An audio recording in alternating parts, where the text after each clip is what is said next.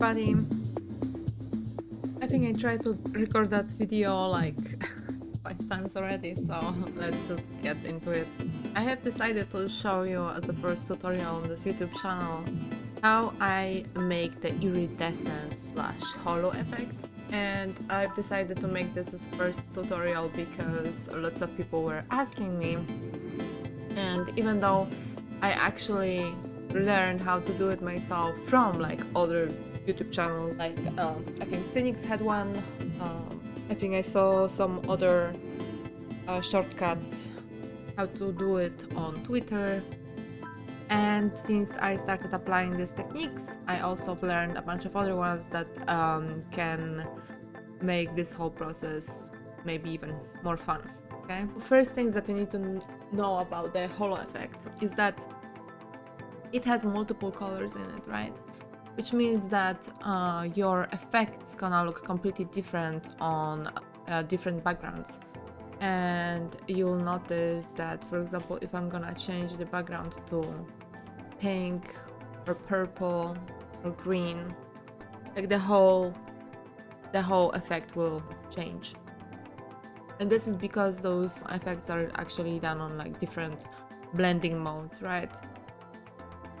Since I've discovered how to make it, like I occasionally was using it here and there, and I bet maybe some of you have similar problems as I have, that when I find something like a new technique or like a new color combination that I really like, I tend to actually overdo it a little bit, you know what I mean? This video is basically me trying to show you how to make it so I can see more of it online. Hope that makes sense. Alright. Usually there's like a layer and I'm applying layer style to it, and I made a bunch of them already, but I'm gonna show you how to make them in a second. Basically what you need to have is like a very beautiful, pretty gradient to attach to your layer. And then you can just, you know, set it to like overlay or soft light or whatever works best. And then you can just start painting with it. And yeah, I always would recommend you to save these styles for later use. Because they're quite useful if you keep them organized. And I'm gonna show you like how this works in practice. Just pick a random brush there. Let's say blue. And then I can just like click on the layer. And what is happening right here, you can notice that the layer itself like sets the fill of the layer to 0, and you need to kind of pay attention to this while you're making those styles, because in certain situations you might like to have both. Like certain styles can be opaque, right? And certain can be like translucent. And I bet you have like a question like, why on earth I would want that, right? Why you would want to keep it opaque? So there's a bunch of reasons for this, especially if you combine this layer style technique with like color dynamic brushes, right? In this kind of situations, they also add iridescence effect in it. So you might actually want sometimes those layers to have fill on 100%.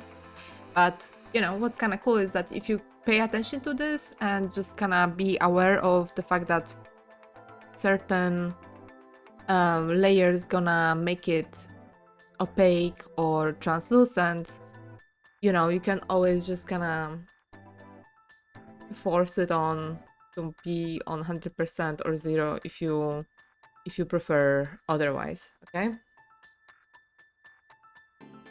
Okay, so how do I make these? I'm gonna start with gradients because gradients are the most important part of this process. And in order to have like a beautiful gradient that actually works for you, I suggest to gather like nice references. And in my case, I gather them here on my PureRef document. So I have some references for oil spill, right? They're like straight from Google. I got some pill use cloud that were like, I don't know, I saw on TikTok the other day. I found them like really pretty. So we can steal colors from them also. And then I also have a bunch of references that I made in Gunbreeder. You know, like one of those like AI software programs that allows you to generate like very beautiful, realistically lit references. So I have a bunch of them here, so we can also use them. What I would do, I would let's say select a bunch of them. This one, that one, like I'm trying to like find the brightest ones because they are the strongest, I guess. So we're gonna be grabbing colors from our references. You can do it in not very particular order even. Doesn't really matter, like all we want is some colorful shifts. And if you are particularly shady, you can just add some grays or whites here and there. It will make it look a bit crazier. Alright, so now we have a bunch of them, right? So we're gonna have a layer, we're gonna set the VFX.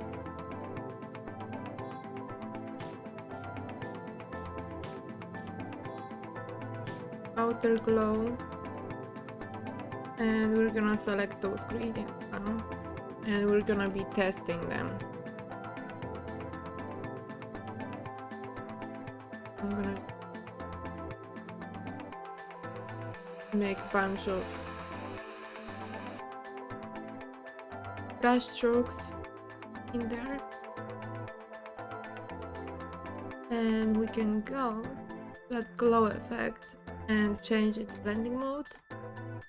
So we're gonna have those colors like more visible. We can increase its opacity and check it out, like even this pastel one that I just made still looks great, you know. It still like has some potential. So I would basically be clicking here like, oh, new style, you know, and adding the proper name for it, like for example like pastel, iridescence. And then I will also add information that this is like 100% fill, just for the future information if it's opaque or not. So check it out. When you're making this new style, you actually should include layer blending options in it and the layer effects, right? So it's gonna be saved exactly how you made it. And then if you will go to the style tab, you're gonna have this new style added at the bottom of the list. We can select like different ones that we created. Like for example, this one is like pretty green. I can maybe even play with this contour a little bit. Like some of them are like really funky. Oh, this one is really real fun.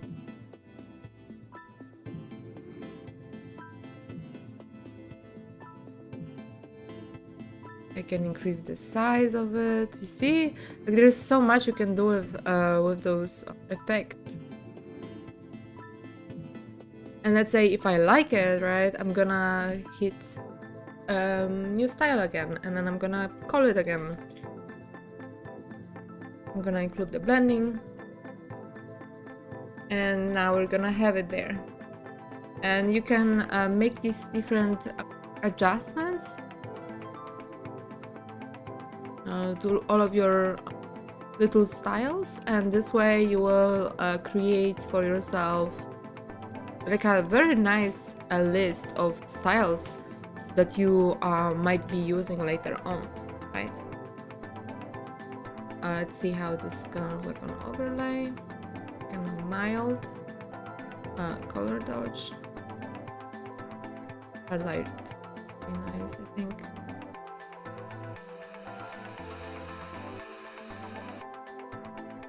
By the way, also when you click a blending mode and you're gonna have like this little box around it, it means that the layer is selected, so you can keep rotating through it with your keyboard arrows, right? So this way you can have a preview of how it looks like in different blending modes without actually selecting all of them. And I really like this one, so I'm gonna just new style. And then I'm gonna keep playing some more. Like I'm gonna test the other ones that I did, right?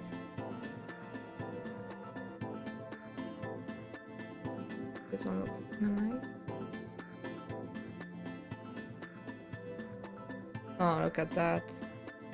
We can have iridescent noise. I'm not sure where, but it might be useful. So this is one way of doing that, right?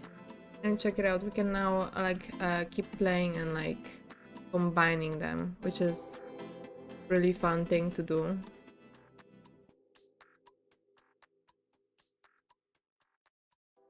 Because they're kind of like like they really behave like they're spilling, right? Like you're spilling something. And what's kind of cool is that when you keep a eraser, when you select a eraser, you can create like really beautiful effect.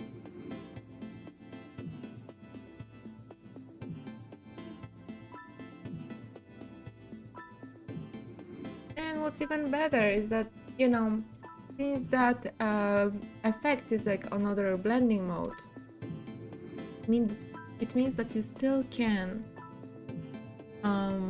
be changing those blending modes for the fill inside.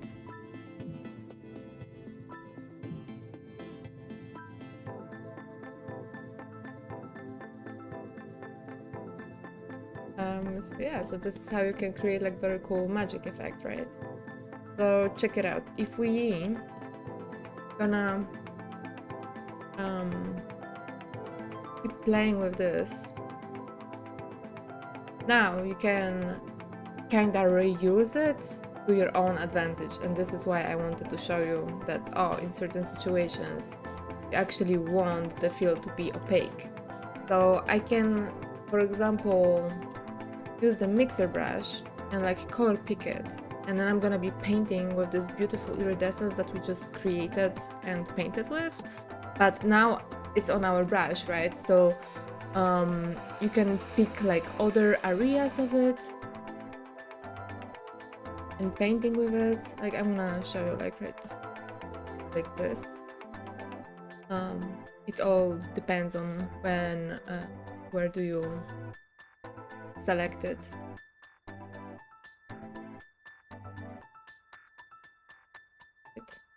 And it also depends on like what kind of brush do you use. So if I'm gonna use for example the super soft that picks up a lot of information, but I can make it smaller, more precise, then look, isn't that cool? So I can paint like very intricate like details and patterns, right?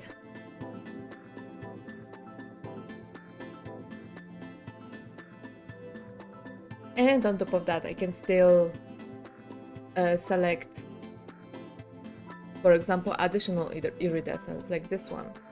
So that's why I was mentioning that, you know, there might be situations when you actually want the fill to be in there, and yeah, and you can like keep changing the modes and make them like more intense or less intense. Yeah, I hope it makes sense for you guys.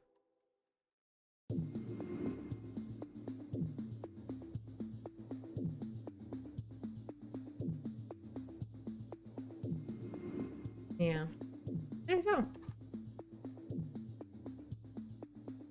So this is the main method where I'm using those iridescence gradients for VFX and, you know, glow effects and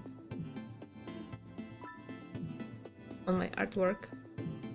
But then there's like another way of doing this. I'm gonna demonstrate on this thing.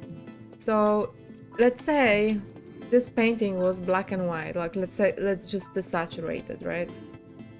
You can still colorize it with iridescence effect, but it will take you a little bit of like workaround, okay? So instead of colorizing, let's say this artwork with color mode on the another layer, we actually can just create curves, right? And what I'm about to do right now, some of my friends and like some of the people on the internet, like we are calling it stairs.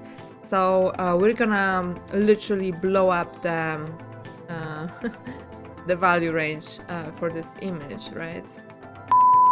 So I was just about to showcase how you can make iridescence without those layer styles. So all we need is curves. And we're gonna create a staircase that's gonna completely like blow it up. So you're gonna like select your curves and then select red or something. And then you will need to create staircase. I mean like the curves that look like there's staircase in it. And notice how crazy it already looks, but with another channel added to it, like it will start looking iridescent in a second. You see?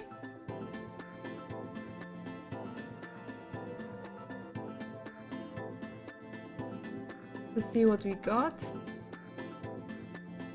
And of course you can, you know, make this process as many times as you want, so you can blow up more blues. You can make them like very strong, right?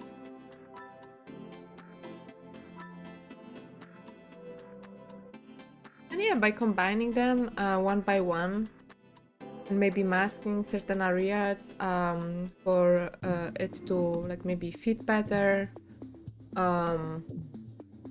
you can create a very beautiful iridescence effect, I guess. And of course, if you're a person that likes to experiment just as much as I do, what I would occasionally also do would be to copy everything and paste it, right? And then with Ctrl U, you can check how different color palettes would look like. And yeah, so you can even see, right? Like it is looking really crazy. You can even edit very specific parts of the colors, right? Like you can replace the blues. You can also target them. You can target like more colors and then change those.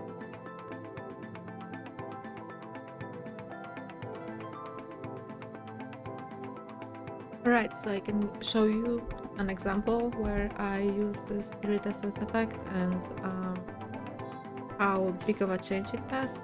So this is the sketch, the initial sketch that I did. And this is the refined shapes that I have. And then check it out. You see? So basically, as you can see here, those effects are on a layer style, outer glow with gradient map. Applying, pasting the layer style. And then if I'm gonna be painting with some fun airbrushes,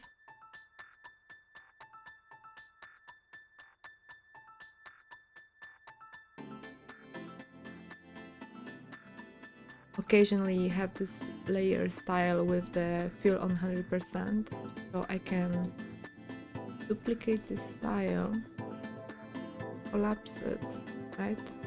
And now this is on normal, and then if I'm applying the layer style again, it's gonna give me even crazier effect, right?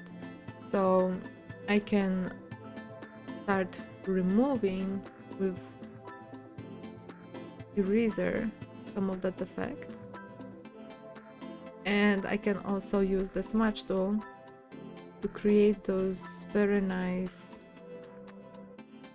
smooth smoky VFX, right? If there's like a little too much somewhere, you can just like try to delete it with the eraser. So it's all like about the experimentation, you know? Alright, so I hope you have quite nice understanding of how to use Iridescence files and gradient maps, and I hope you've learned how to make them and, you know, experiment with them. And if not, then I just put on my Gumroad like a bunch of those gradients that I made and some of those layer styles that I made during this tutorial. So you can just get in, play with them, have fun. That's it from me. Subscribe or something. Okay, cheers. We're gonna basically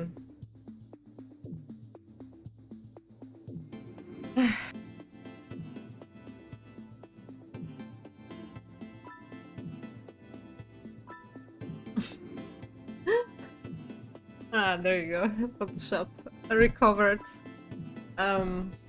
stuff. Okay, you did save the gradients. Yeah. Yeah, okay.